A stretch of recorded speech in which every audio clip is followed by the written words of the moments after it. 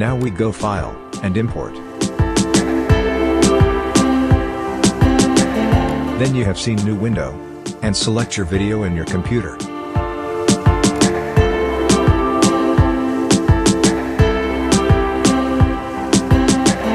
Then you can see this video in Project Panel.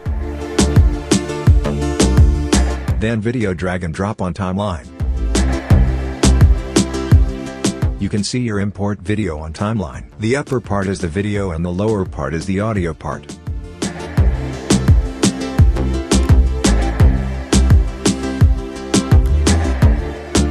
You can import several videos at once.